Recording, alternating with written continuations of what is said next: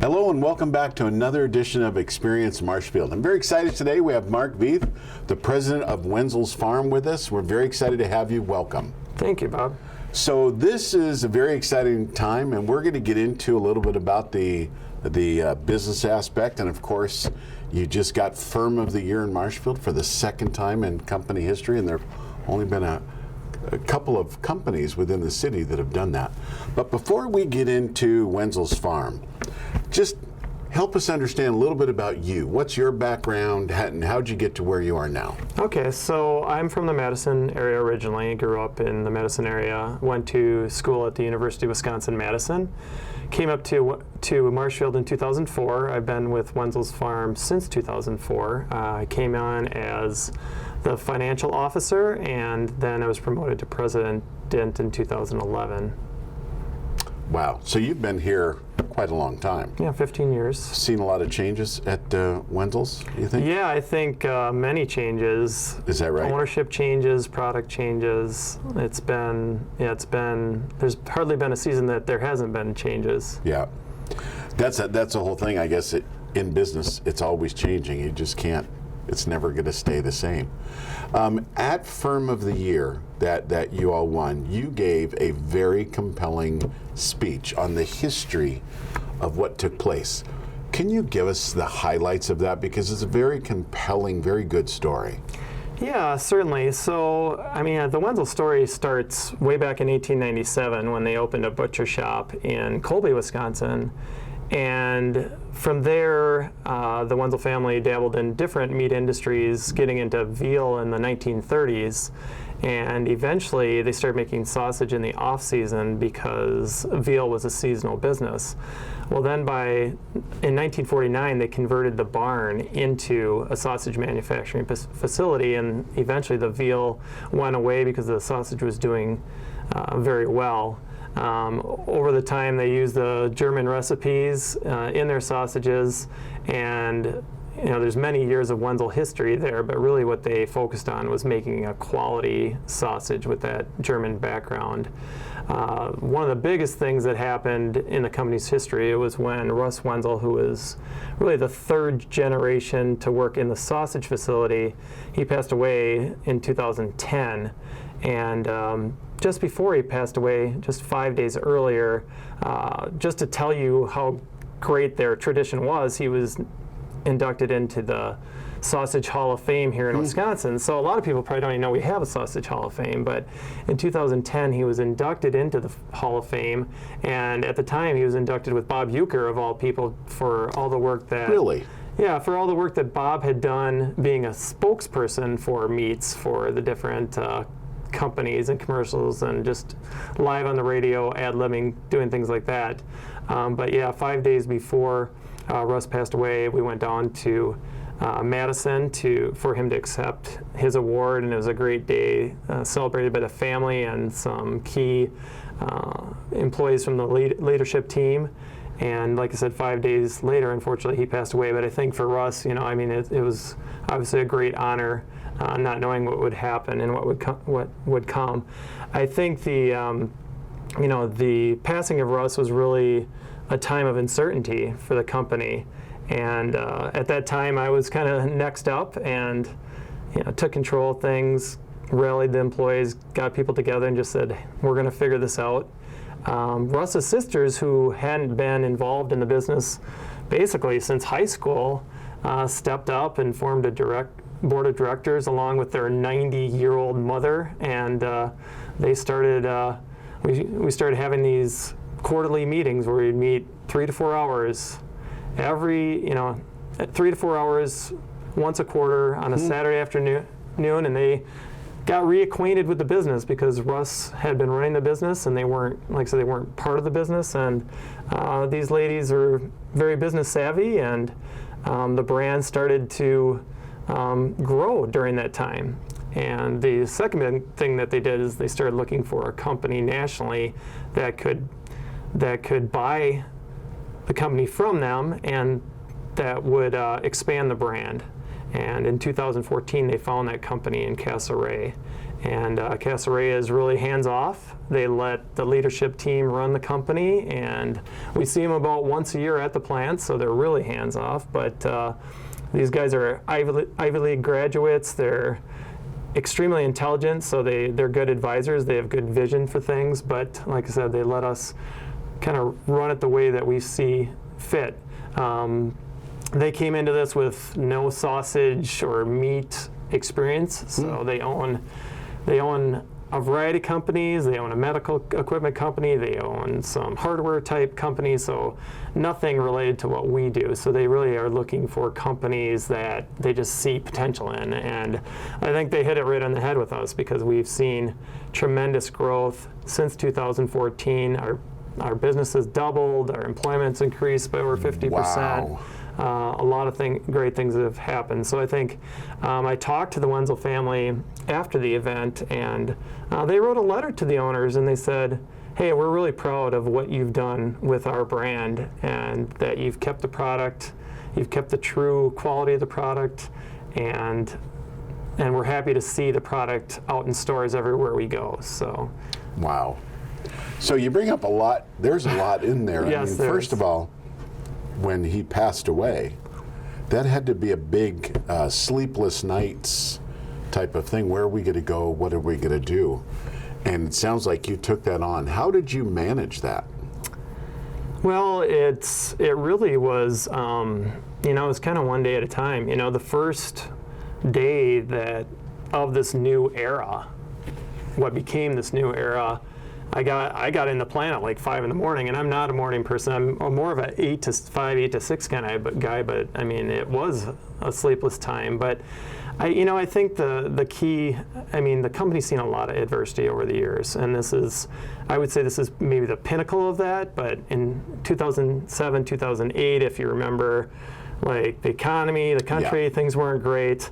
Wenzel's had their 2 worst years in 07 and 08, and I guess my answer to that is it's just about perseverance and just keep, moving forward, keep believing that, that it's going to work out, that you're going to find a way. And that's really what it is. It's just about, that's how you become a long-standing company, is it takes people that just continue to believe in what you're doing. So another thing that you brought up is that I heard I think I gave you a wow. Doubled the business in a short period of time. That's a big deal. How did you do that? So it was a couple of things. One, we started to really focus on areas that we're very strong in. So our snack sticks have done really well. We looked at our product mix. People in the area love our hot dogs. I love our hot dogs. Absolutely. They love our brats. I love our brats. Our Braunschweiger. But the thing is, the snack sticks, that's where we're growing. It's a great product. It's shelf stable. You can ship it across the country. You don't have to worry about refrigeration. That segment, everybody's looking for protein snacks. And so we started really focusing on the snack sticks and looking how we could partner with companies across the country. And we picked up some big accounts. We picked up Tractor Supply nationally. They have 1,500 locations. We picked up Menards, who, they have many locations in the Midwest. We continue to grow with Quick Trip, who is building 50 stores a year. So a lot of that comes from our key partners. The other big thing that we did is we bought another brand. Actually, I've got that here, Nick Sticks. And Nick Sticks is grass-fed beef, free-range turkey.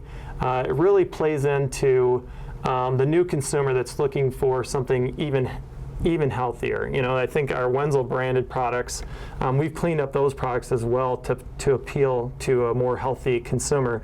But the Nick Sticks got us into the natural segment, and it gave us an instant push into that segment, and it had done really well prior to us getting that brand. So I think in acquiring Nick Sticks, it really showed people nationally that we're in this game.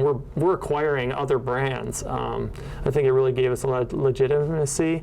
And the other thing is, it just showed us, even with our vast years of making sausage and all that experience, it showed us new ways of making sausage using natural nitrates with celery juice powder and things like that. So that was a big part of it as well. So you are now in many different states. This is not just a Wisconsin thing. You're all over the country. Yeah, so what's interesting about that is we're in all 50 states, and less than 1% of our business is here in like Marshfield and surrounding areas. So 99% of our business is outside of this area, and so we're in all 50 states. We're in 7,000 different retailers across the country and growing. Wow. That's a shipping and logistical issue. Do you handle all that out of your office, or do you send it to different logistical folks, or how do you do that? Yeah, so that's a great question. Most of it's out of our office, and Wow. a big key to that is our distributor network. So you have a distributor that might go to 15 different convenience store chains. So we've partnered with distributors across the country. Some of the bigger ones, KeHE and Unify, which maybe aren't household names, but those are the biggest distributors in the natural foods segment. And then we're also, on the Wenzel side, we've got some of the biggest distributors in the country to take the brand to the convenience stores. So there is a middle person doing the distribution. So one thing that's very exciting here, you've grown enormous. Employees from 20 to 30 years at 32 and now 50. You've taken on a corporate culture, if you will. But have you retained that family atmosphere that is so important? Yeah, I would say absolutely. We still give gifts around the holidays. You know, a turkey for Thanksgiving. People will be getting a couple weeks. We celebrate birthdays together.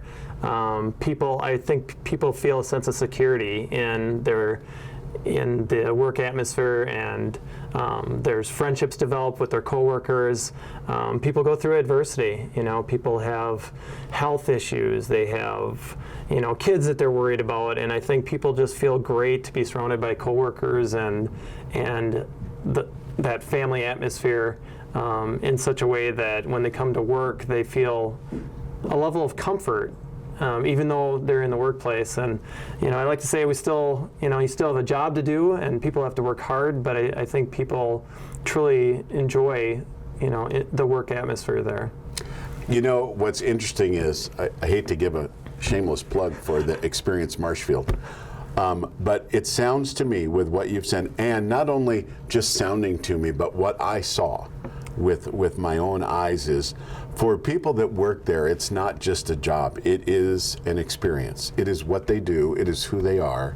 And they support everyone else there with family issues, illnesses, and things like that. That, I got to tell you, Mark, that's very rare in a company. We see a lot of them. So many times, you just don't have that experience. And what do you think is what is the root of that? Well, I think that really comes down to just having a style where people feel like they can be themselves, and they don't feel like they're just a number or just a cog in a machine. I mean, they really feel, I think, you know, we all listen to each other, you know, whether it's managers listening to employees or employees listen to other employees, or, I think, you know, I walk through the plant every day, say hello, ask people how they're doing. If they want to talk a little bit about their lives, I stop and I listen to them. I know them personally. I know some of their stories, and that's throughout the company.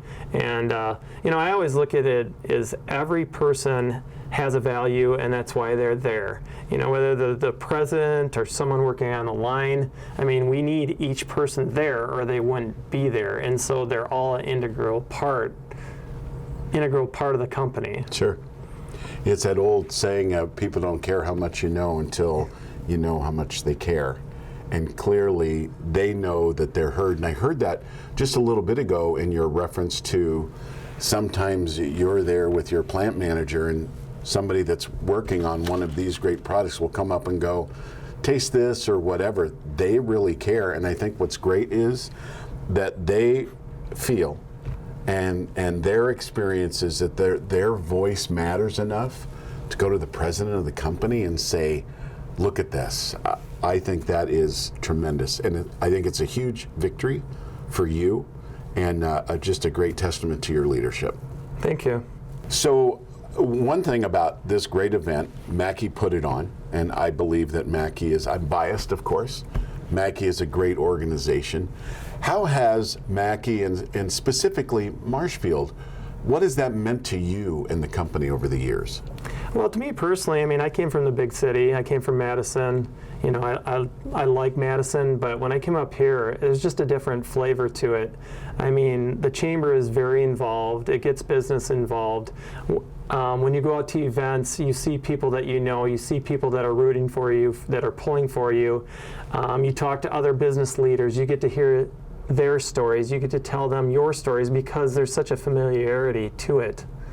And then what we do with that is we like to give back to the community. I mean, we get tons of requests for product donations, for 5Ks, for the Marshfield Clinic, for, you know, various causes. I mean, it happens all the time. Tomorrow night I'll be over at Shirley's House of Hope for that event. You know, we partner with that. We've done Feed My Starving Children, which a lot of the businesses in town have done. So it's just great to be part of that, and just to believe that you're part of something that has meaning. That is something, it's a bigger picture to be a part of. Absolutely. You know what's interesting, and one thing I saw there at the program is employees. And a lot of times you go places and employees aren't necessarily vested into customer service and everything else. What it was very interesting to see is, as you were speaking, your employees were keyed in and listening, and they had such a great sense of pride. They have ownership of their job. That is not easy to do. I thought it was very, very impressive. And yet, you've gone up a lot of employees, so what do you look for when you're looking at employees? How do you think you've been able to teach them to grasp your vision? Well, I think part of it, Bob, is just to listen to what they have to say. You know, we're certainly not a top-down company. I mean, we value their input, and I think the other part is they believe in the product. You know, they eat the product. I mean, when we do payroll, I mean, people buy the product, they take deductions off their check, and so you know, it's a lot easier to work somewhere where you just really love, you know, what the product that you're making. There's just a lot of times I'll be in the plant manager's office and we're, you know, doing some planning or something, and an employee will come out of packaging and, oh, this doesn't look quite right. Can you look at this for me? And so they are really vested. It's great to see. I mean, in fact, I think our employees are our greatest critics. I mean, a lot of times we're just like, you know, this tastes good to us, but they're very, very, just their standards are extremely high, which is great. That is great. And you know, it's interesting. I thought it was very interesting what you said. It's not from the top down, but that leadership so that those employees really take ownership in that. I think that does come from the top. Would be just the way you look on it from the outside, because there's so many jobs where people just don't take that ownership, and so I was just. It was the presentation that you did. The story was riveting, and watching them was riveting as well. So where do you see your business going? Like, what's the plan for the next year, 2 years, 5 years? Well, we're going to continue to come out with new products. We've talked about that a little. We've got a ham and Swiss stick coming out next year, where we've got a jerky line coming out for the Wenzel brand next year. So new product development is going to be at the forefront. Today's consumer really wants a variety. Everybody wants to know what's the new and latest and greatest flavor, so we'll continue to do that. You know, we've got some products, beef with cheddar. We're one of the only national companies that puts cheese right in the stick and still keeps the shelf stable. So we've got some unique items that you don't see around a lot. And obviously quality is going to continue to be at the forefront. We're going to continue to go to national shows. We're going to continue to kind of push the needle on new ideas. We're actually even looking at, plant-based proteins, and we're just scratching the surface, but nothing's off limits if we feel like it's a value to the consumer. So how many employees do you have right now? So we have 50 right now, 50. And what's really interesting, when I got a chance to look at the history of the company when we were doing some research for the Firm of the Year dinner, when I looked back in 1967, we had 30 employees, and in 2017 we had 32 employees. So for 50 years, I'm sure we went up and down along the way, but for 50 years, basically, our employment did not change, but we're at 50 now, and we added a second shift as well over the winter last year. Is that right? And now, is that second shift now permanent? Yes. Is that right? Yes. 7 days a week? 5 days a week? 5 days a week. 5 days a week. Yeah. That's good, so that they have the weekend off and whatnot. Yeah, and I will tell you that before we had the second shift, we had a lot of Saturday work, and I think people really appreciate having their weekends, because I found with our employees, they don't mind working 5, 10-hour days, but they like to have those 2 days off. So adding the second shift was valuable to that, and I think that's another thing that gives us a competitive advantage, because a lot of companies just aren't able to do that. Sure. Not work weekends. So how many different products do you have with all the different flavors and everything else? Okay, so we have 16 different snack stick varieties between Wenzel's Farm and Nick Sticks, and then we have about 25 other refrigerated items, some of the items that we discussed before. Wow, so that's a lot. Do you do in your runs to do the product, do you try to stay ahead of it as far as inventory, or do you pretty much know regionally what you're going to have to make and run it that way, so this one here, the Nick Sticks in this particular flavor, how many of those you need to run for a month, or do you do it by the order? So it's a little bit of both. So we have an ERP system, and what we have is what we call a remake point. And so once we get below that remake point, which includes upcoming orders, then we make it again, and that remake point is put in there based on forecasts and experience. Sure. Now, I know that there's people watching this that are looking at these things like I've been looking at for this whole interview, just like, I'll just move them over here, but want to see how this is made. Do you give tours of the plant? Absolutely. We can do tours of 3 to 5 people. It's more for safety. If we get more than that, there's some logistical issues, but we'd love to have people stop by for tours. Just make sure that they call a couple weeks in advance, and we absolutely would love to do that. That's awesome. Well, I really appreciate you taking the time to come here and talk with us again. Congratulations on winning Firm of the Year for the second time in your company history. That really is incredible. If you would like a tour of the Wenzel's Farm facility, you see the phone number and the email below. You can certainly go and go there for a tour at any time. Give them maybe a week to 2 weeks notice. 3 to 5 people at a time would be great. The other thing is, when you see these products, they're made right here in Marshfield. I hope you will consider picking one up and enjoying that. Thank you very much for joining another edition of Experience Marshfield.